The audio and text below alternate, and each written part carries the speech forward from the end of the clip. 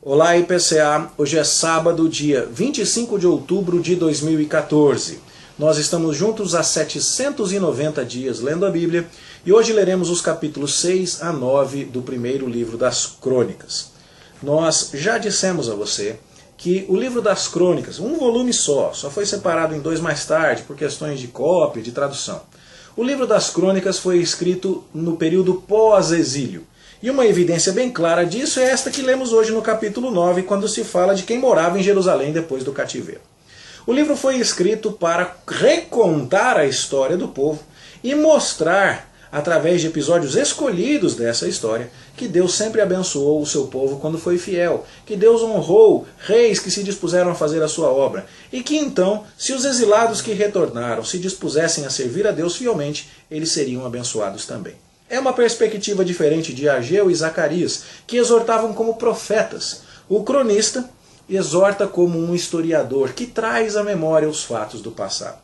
Por isso mesmo, por ter sido alguém desta época e com esse tipo de objetivo, como vimos no vídeo de ontem, é que existe alguma especulação de que Esdras seja o autor do livro, embora não possamos confirmar isso com nenhum grau de segurança. Pois bem, o que temos na sequência aqui no capítulo 6 é uma continuação daquilo que você viu nos 5 primeiros capítulos. As genealogias ainda são apresentadas para que a história do povo seja lembrada no pacto, que começa com Adão, passa por Noé, vem para Abraão, vem para Jacó, e assim vai chegando, passando por Davi e vai passando por todo o povo. Nós vemos as habitações, as posses das tribos, nós vemos os ministérios específicos de cada pessoa nessas listas que são apresentadas aqui, como uma tentativa de dar uma base histórica para os resgates das funções e dos papéis das pessoas na Jerusalém que está sendo restaurada. Então, se na lista anterior você já tinha visto quem era da família real de Davi, por exemplo, no capítulo 3, você agora vai ver quem é levita, quem deve trabalhar no templo quando for reconstruído. Por isso o capítulo 6 começa falando dos filhos de Levi, passa então por Arão, Moisés e chega em Zadok, no verso 8. Se você se lembra, Zadok era um dos 2 sacerdotes na época de Davi. Era um Zadok e Abiatar. Tinha 2. Um cuidava do tabernáculo, onde ele estava, lá em Gibeão, e outro cuidava da arca que estava em Jerusalém. Abiatar ficava em Jerusalém, Zadok ficava em Gibeão. Porém, quando chegou a época de Davi morrer e o seu filho assumir o trono, Abiatar apoiou Adonias e Zadok apoiou Salomão. Dali para frente, então, o sumo sacerdote e a família de liderança sacerdotal era a família de Zadok. E a gente já comentou isso em outros textos recentes, de que os zadoquistas eram aqueles que deviam estar responsáveis pelo templo pós-exílico. E aqui então você vê o nome de Zadok sendo apresentado. Você vê também no verso 14 o nome de Jeozadak. E Jeozadak é o pai de Josué. Josué é aquele sacerdote do livro de Zacarias, que você se lembra. E ele é zadoquista, portanto. E a gente então fica sabendo aqui, pelo capítulo 6, de uma história que era muito útil para aqueles tempos. O sacerdote Josué é descendente de Zadok. Ele é um autêntico levita. O templo tem que estar sob o encargo dele. Ele é o sumo sacerdote autorizado. E é disso que trata o capítulo 6. Na sequência a gente vê aqueles que Davi constituiu como cantores. E das famílias dos filhos de Levi, não é? Tanto do filho de Gerson aparece alguém aqui, que é agora o Asaf. Dos filhos de Coate aparece o Emã. E dos filhos de Merari aparece o Etã. Esses 3 são mencionados aqui no capítulo 6. E fica bem claro então que descendentes de Emã, de Asaf e de Etã são cantores do templo, conforme Davi instituiu com autoridade divina. A vida do templo está sendo mais uma vez regulada através de um resgate histórico. Os descendentes de Arão, no verso 49, remontam até Zadok, mais uma vez no verso 52, e assim a coisa com relação a Zadok fica bem explicitada. Mas não são só os papéis das pessoas que são lembrados nas genealogias. Como você se lembra do vídeo de ontem, as suas posses, os lugares em que eles habitaram também são lembrados aqui como uma espécie de estímulo e de lembrança de direitos históricos. Então, as cidades dos levitas são lembradas na parte final do capítulo 6, coisa que nós já tínhamos registro lá no livro de Josué, por exemplo, no capítulo 21. Tá certo? Seguimos com a história dos descendentes de Issacar, dos descendentes de Benjamim, que são mencionados aqui, mas no capítulo 8 serão mencionados de maneira mais extensa. Descendentes de Manassés, de Efraim, de Azer, e sempre, vez ou outra, aparece aquela indicação das suas posses, como no verso 28 do capítulo 7, ou como nos versos 28 e 32 do capítulo 8. Sempre a história, a posse, o papel do povo. O cronista recontando as coisas com listas precisas para que cada um saiba o seu lugar no povo de Deus depois que voltou do cativeiro. Nós temos uma atenção um pouco mais especial aqui aos descendentes de Benjamim no capítulo 8, porque Benjamim, ao lado de Judá, era a segunda tribo que compunha o Reino do Sul. Você se lembra que quando o reino foi dividido, 10 tribos ficaram ao norte, 2 ao sul, que o reino do norte foi levado cativo pela Assíria, e que o reino do sul que foi para a Babilônia, Judá e Benjamim. Nada mais natural, portanto, que Benjamim também receba aqui uma porção de destaque. Chegamos ao capítulo 9, onde ao longo de todas essas genealogias a gente começa em Adão e termina no exílio. Quer dizer, o cronista contou a história do mundo. E prestando atenção, é lógico, não é? No povo de Deus. E chegou então a época em que eles estavam, o retorno do cativeiro.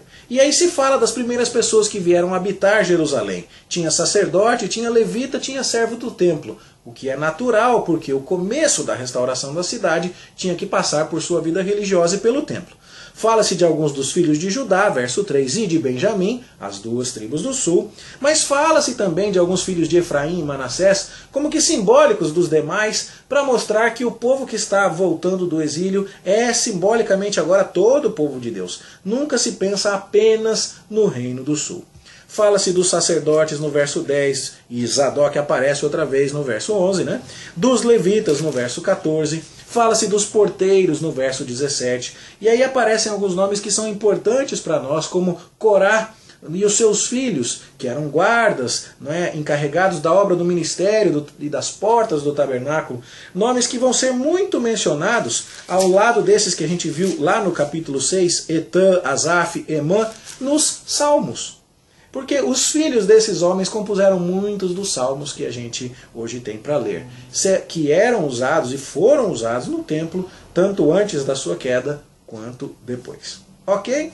Verso 33 fala dos cantores, e assim a gente chega no início da história que o cronista quer resgatar. A partir do capítulo 10 ele resgata a ideia de que Saul foi rejeitado, Davi foi aceito, e Deus abençoou Davi, que promoveu a construção do templo, que colocou Salomão ali e tudo mais. E a história que o cronista quer contar começa para ele aqui na rejeição de Saul, na escolha de Davi, porque é isso que ele quer lembrar. Voltamos para a cidade que Davi conquistou. Temos que reerguer o templo que Salomão construiu. Temos que fazer aquilo que os nossos antepassados fizeram de certo e evitar aquilo que eles fizeram de errado. Vamos lembrar de quem somos, quais são as nossas posses, quais são os nossos papéis e vamos trabalhar. Essa é a mensagem do livro das Crônicas. Tá certo? Nós só lemos isso agora porque era importante fazer esse tipo de associação com você. As informações e os comentários a respeito de 1 Crônicas 10 já foram dadas quando a gente estava estudando a vida de Saul, lá no dia 520 da nossa maratona. A respeito de 1 Crônicas 11 e 12, já estudamos também lá no dia 529, e você pode procurar isso. A gente já leu daqui para frente. Deixamos esse pedacinho para agora, só para deixar bem claro que o livro das Crônicas é um livro bem posterior. Ele conta a história de Israel 500 anos depois, com objetivos específicos que a gente resgata aqui no estudo destes 9 primeiros capítulos. E para fechar a cronologia na sua cabeça, vamos fazer apenas um resgate. O povo é levado para o cativeiro, sendo que Jeremias testemunha essa queda. Na verdade, são 3 etapas. Num primeiro momento, Daniel é que vai para a Babilônia. Num segundo momento, Ezequiel é que vai, Ezequiel fica por lá. E num terceiro momento é que vai todo mundo. Jeremias testemunhou isso. Aí a gente estudou Ezequiel e suas visões, estudou Daniel e o seu testemunho, não é? E as suas visões também a respeito do futuro. E a gente viu lá no livro de Daniel que a Babilônia cai, Belsazar cai e Ciro decreta o retorno do povo. Dali então a gente pulou para o livro de Esdras e o seu decreto para que o povo voltasse. Lemos os capítulos iniciais de Esdras e vimos que havia uma certa oposição dos samaritanos e tudo mais. Então paramos no meio de Esdras porque a construção do templo, a reconstrução foi interrompida. Aí a gente estudou Ageu, que deu ordens para que o povo trabalhasse, teve um ministério curto de alguns meses, e estudou também Zacarias, que deu ordens para que o povo trabalhasse junto com Ageu, viu o templo sendo reconstruído e décadas mais tarde teve outras visões, a gente já comentou isso. Bom, depois de estudar Zacarias, a gente foi para o livro de Ester, que não está narrando coisas que aconteceram em Jerusalém, mas narra coisas desta época do período persa ocorridas lá na capital Suzã, residência de inverno dos reis persas.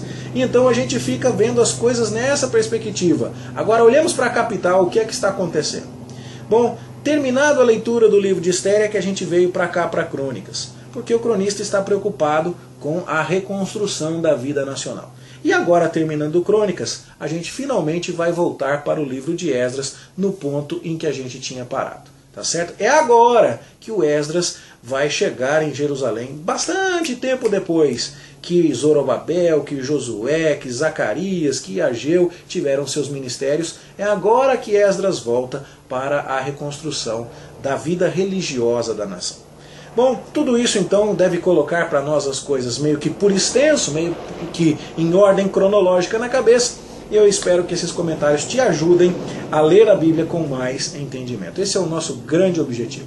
Desejamos a você um bom estudo, uma boa leitura e a gente se encontra aqui na segunda-feira, se Deus nos permitir. Até lá!